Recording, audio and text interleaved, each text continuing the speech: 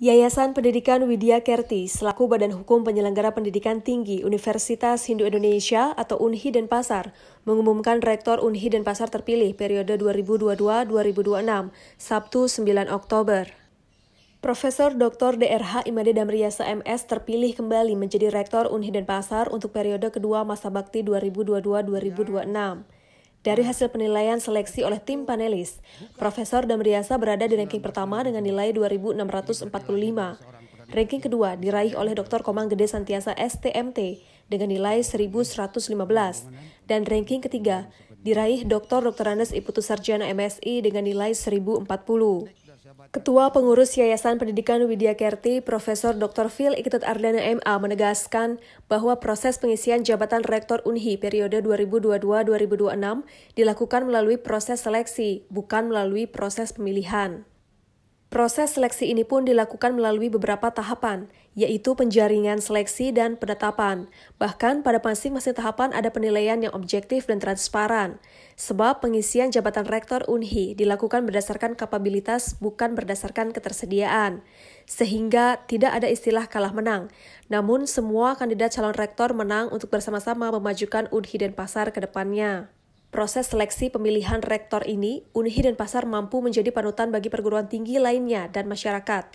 Bahwa dalam memilih pemimpin tidak ada yang namanya persaingan yang akan memunculkan kubu oposisi dan kubu koalisi di perguruan tinggi. Pada kesempatan ini, Prof. Ardana berharap kepada rektor terpilih agar menyusun program-program unggulan dan mencanangkan bagaimana cara mencapai program sebelumnya yang belum sempat tercapai. Oleh karena itu, pihak yayasan akan membuat kontrak kerja untuk rektor terpilih. Kontrak kerja ini mencakup berbagai kekurangan yang ada sebelumnya agar rektor terpilih mampu menyiasatinya. Dengan harapan semua program untuk kemajuan UNHI ke depan mampu tercapai sesuai harapan dan kontrak kerja yang ada. Rektor terpilih, Prof. Damriasa mengatakan tahapan untuk mengembangkan UNHI Denpasar telah didesain sejak dirinya terpilih menjadi Rektor UNHI periode pertama 2018-2022, di mana tahapan pertama fokus pada penguatan tata kelola, kualitas, dan reputasi UNHI Denpasar.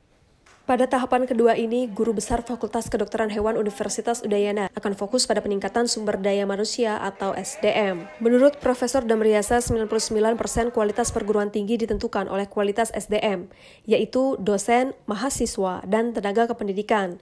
Apalagi aset yang dikelola perguruan tinggi adalah intelektualitas dari sumber daya yang dimiliki. Untuk itu, UNHI yang merupakan perguruan tinggi swasta yang hampir 90% bergantung dari sumber pendanaan masyarakat.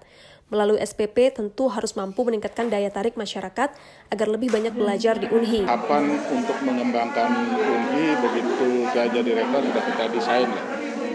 Jadi tahap pertama itu adalah penguatan tata kelola, kemudian rebranding UNHI, kemudian kualitas dan reputasi UNHI.